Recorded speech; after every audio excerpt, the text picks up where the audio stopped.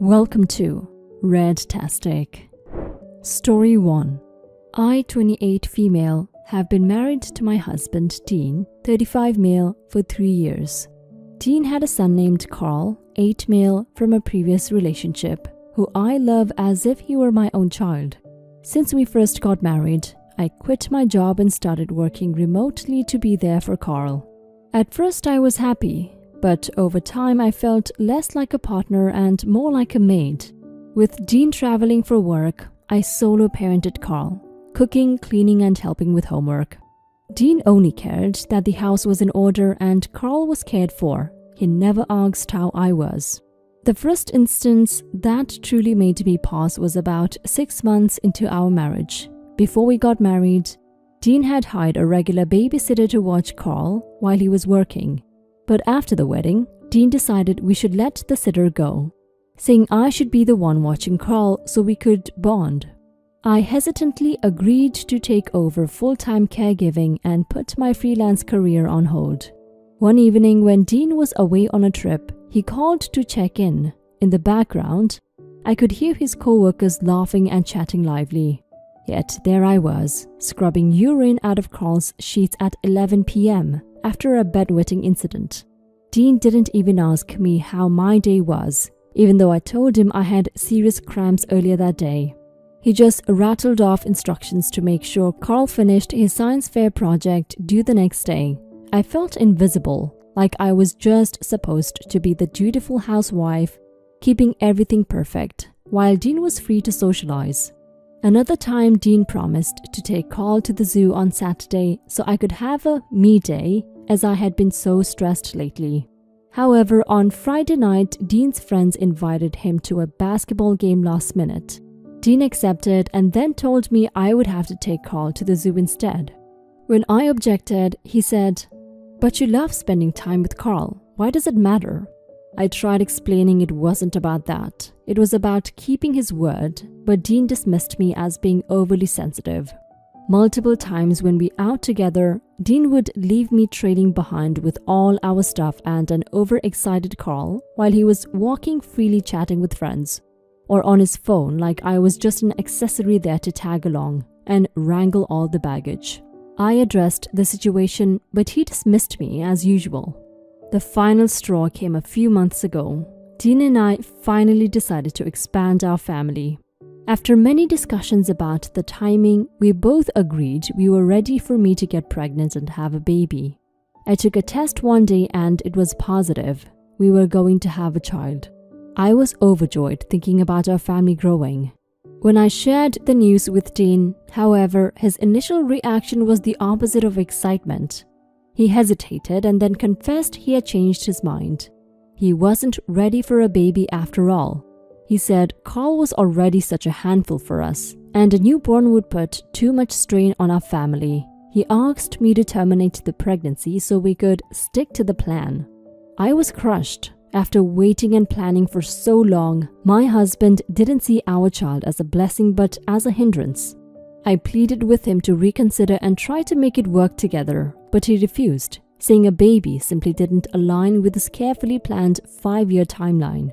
I felt worthless, like an incubator required to abort our child so he could live out his perfect, undisturbed life.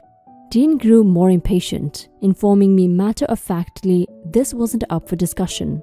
When I resisted in tears, he accused me of being irrationally hormonal and scolded me for sulking around the house instead of attending to my chores. He said having a baby would ruin our lives and that I'd probably fail as a mother anyway, given my track record as a mediocre stepmom thus far. I was gutted. Over the next few days, Dean continued pressuring me to abort. I couldn't eat or sleep, utterly depressed at losing the family I had dreamed we would have. One afternoon, I overheard Carl chatting with his friend about someday hoping for a baby brother. Dean suddenly perked up and changed his tune. He came to me proclaiming he had decided to allow me to keep the baby after all, but only on the condition it was a boy. I was speechless. The life of my unborn child meant nothing more to him than checking a box if it suited Carl's desires. In one final attempt, I begged Dean to go to couples counseling with me. If he couldn't see my humanity after 3 years together, I thought maybe a professional could help open his eyes. But he refused outright, saying therapy was for weak-minded fools. That was the last straw. I realized Dean would never see me as anything more than his subordinate, placed on this earth solely to take care of his son. I was utterly disposable beyond that role in his eyes. So the next day, while father and son were out on their usual date, I packed my essentials and left. I left Dean a note saying his treatment of me had become dehumanizing and I needed to move on. That cruelly forcing me to terminate my wanted pregnancy so he could avoid responsibility was unacceptable, and I would rather be on my own than with someone who treated me like a maid. Looking back, I can see so many instances where I was simply taken for granted and assigned all domestic duties. Dean got to enjoy quality time with Carl and do fun trips while my role was maid, nanny, and personal assistant. I wanted so badly to just be the perfect wife and stepmom that I let these things go to keep peace and make Dean and Carl happy. But it was so subtly toxic, chipping away at my self-worth over time. Now it's been 4 days. Dean has been blowing up my phone begging me to return. He says Carl won't stop crying for his mommy and he won't eat or do his homework without my help. And Dean got used to having a clean house and homemade meals every night. He promised to treat me better, but I know he's only desperate without his maid. I'm just torn between going back for Carl's sake and setting clear terms with Dean and choosing to prioritize my mental health and unborn child without Dean's approval. Update. It's been 2 weeks since I left Dean. He has been calling relentlessly and I've been ignoring his calls. But I still get his texts, including one saying Carl has fallen ill in my absence. Dean called again today and I finally answered. He begged me to come back, admitting he took me for granted, and sees now how much I did. He even agreed to couples counseling, but I refused. I reminded him of the countless times he dismissed me as a secondary character in our home. Shockingly, Dean berated me for abandoning a child I claimed to love. He said I was sick of thinking I could raise a kid alone. I said nothing, ended the call, and blocked his number. I do feel terrible about leaving Carl, but I need to prioritize myself and my unborn child rather than being used any longer. I deserve true partnership, not just being live-in help. While part of me worries for Carl, I know staying with Dean wasn't healthy given his treatment of me. I have to be strong and do what's best for both me and my baby. I wanted so badly to be everything for this family, but not at the cost of my basic dignity. I'm really sorry about your husband, OP. He sounds like a horrible person. I'm glad you finally have the strength to leave him and get him out of your life. I feel sorry for Carl, but at least your husband is a good father to him. He just sucks at appreciating his wife and seeing her as an actual person and not just a maid and a caretaker for his son. You needed to leave that toxic relationship for your sake and the sake of your unborn child. I hope you don't see any reason to go back. I think you would do just great without him. Take care, OP. Story 2. I'm 17 female. I still live with my parents and my 2 brothers, 16 male and 13 male. My mom has 2 older kids, half brother 29 male and half sister 27 female. My mom divorced their dad right after her pregnancy with the youngest was up. They had broken up before mom even gave birth to their daughter, but things were never easy. She met my dad 2 years post-divorce and married him after 3 years together.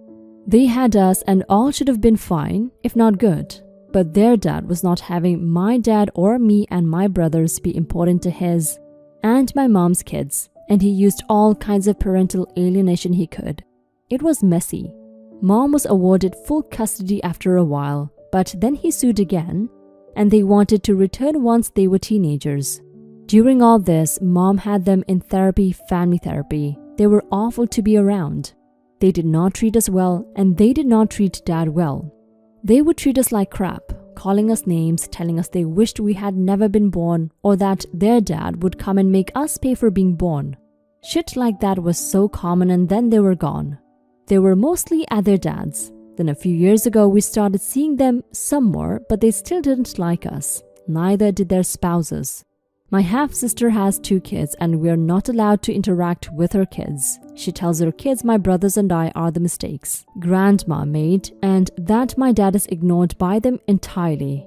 Every Christmas they spend some time with us and it's awful. My brothers and I hate it, my dad hates it, but we have to deal with it for Mom. Dad does so willingly, the rest of us not so much. Last Christmas was the worst one yet. Mom's son is expecting a baby with his wife and all the while they were celebrating, we were ignored. And then I heard her kids talk about us being so annoying and in their face simply for being present. Half-sister's husband makes one joke to me the whole time, saying they would just have to make their Christmas wish that next year none of us would be there and their family could be together. That was about all he said to me the whole time. I'm just so done. Mom will never let them go. Dad will never want to see her sad. I don't want to deal with it. So I told them I am done with family Christmas. After they started talking about it a few weeks ago, that I will not be with them celebrating, that I might only be 17, but they cannot expect me to spend the rest of my holiday being treated like I was a mistake or shouldn't be here because I was born, which is not something I can control. Mom was so upset. Then she told me I had no say. I told them I would stay in my room, but I was not going to hang out with these people who despise me and literally wish us all dead because we all know it's what they do. So let me know, people, am I the a-hole? Not the a-hole, OP. Your mom may never let them go and your dad may not want to see her upset, but they seem to have missed entirely that they have lost you and made you upset in the process. And you are still children who deserve protection from their parents. Leave, stand up for yourself, hide, refuse to interact, whatever it takes. But yes, make it clear you are no longer a part of this sanctioned abuse. Whatever it takes to make your parents realize they have subjected you to torment for long enough and are nearly out of time to fix it. Now for some comments. Not the a-hole. Mom and Dad, my Christmas present to myself is being treated like a human being. I'm not allowing your lack of care and interest in my mental health continue with this continually abusive situation, making me feel not safe or comfortable in my own home during the holidays. You aren't putting us as a priority, so I'm going to take that decision out of your hands and look out for my welfare. Not the a-hole at all. These adults need to grow up. They are being abusive towards children. Simple. That is disgusting and is horrible that your mother has allowed it to go on for so long. In an attempt to repair her relationship with her older kids, she allowed harm to come to her younger ones and continues to allow it to happen. Why can't your mother just go visit the other kids during the holidays and not subject the rest of you to these people? Not the a-hole, but your parents most definitely are. It's their responsibility to protect you and your brothers. Instead, they're enabling this abuse. It's sad your mom thinks your half-siblings' corrosive, sick behavior is more important than your mental, emotional well-being. Is there any extended family, maybe on your dad's side, you could reach out to about the situation? Or request family counseling for you and your parents specifically? Other than that, maybe consider going low to no contact with them once you gain financial independence post-18. Story 3. My girlfriend and I have been together in a monogamous relationship for 3 years. I have fairly traditional values regarding relationships and a very broad definition of what I consider to be cheating or inappropriate behavior. Included in there is exposing ourselves to other people, obviously aside from medical shit or locker rooms, and especially without talking about it beforehand first. This was a deal breaker we both agreed on. She has always known and seemingly shared my boundaries, and we've never had any issues. As a belated Christmas present, she presented me with an envelope of about a dozen photos. Each of these photos were of her naked in very suggestive poses. I thought it was great and asked her how she managed to get such awesome results on her own. She then informs me that she didn't have them taken on her own. She went to a photographer. I'm absolutely livid. In my opinion, if someone told me, I love my car, but I don't ever want you to do anything to it. If you do, I'd be very upset. And I went and customized their car anyway, then called it a gift. They would still have every right to be upset because slapping the label of gift on something doesn't diminish the fact you still did something you knew they would be upset about. She keeps insisting she did it for me, and I keep telling her outrightly I specifically told her that she knew I wasn't cool with that shit, so I have no idea why she would do it for me. I returned the money she said she spent on the shoot, and communication has been very strained. And yes, I know that some people don't consider nudity a big deal around others.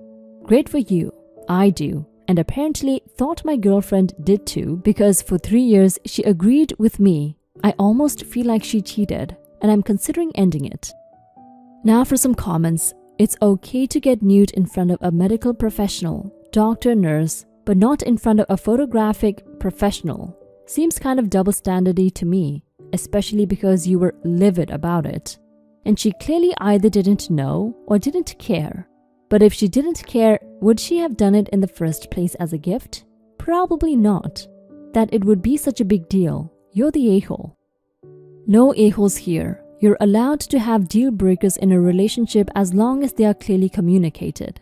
The no unnecessary nudity in front of other people isn't that outlandish of a deal breaker to me. My question with this is how clearly communicated was that? If you were very clear about it and she did the nude photoshoot anyway, then I think you're justified in being upset. It seems like something a couple should discuss first. Your girlfriend isn't a car, so your analogy sucks. Nobody touched her either. A better straightforward analogy would be that someone took photos of the car you loved and gifted them to you. Photographers are professional. Unless you had specifically spoken about getting photos taken, it makes sense she would assume professionals were exempt from this rule. I probably wouldn't be cool with a girlfriend flashing her friend to excite him, but getting naked around a photographer or something like that is a lot different. Obviously, if you want to be that jealous, you are allowed to be. Dump her if it's a deal breaker for you, but ultimately, you're the a-hole with some weird antiquated views about nudity. Are you really ready to throw in the towel on what I assume is an otherwise happy relationship because someone in a professional setting saw her boobs?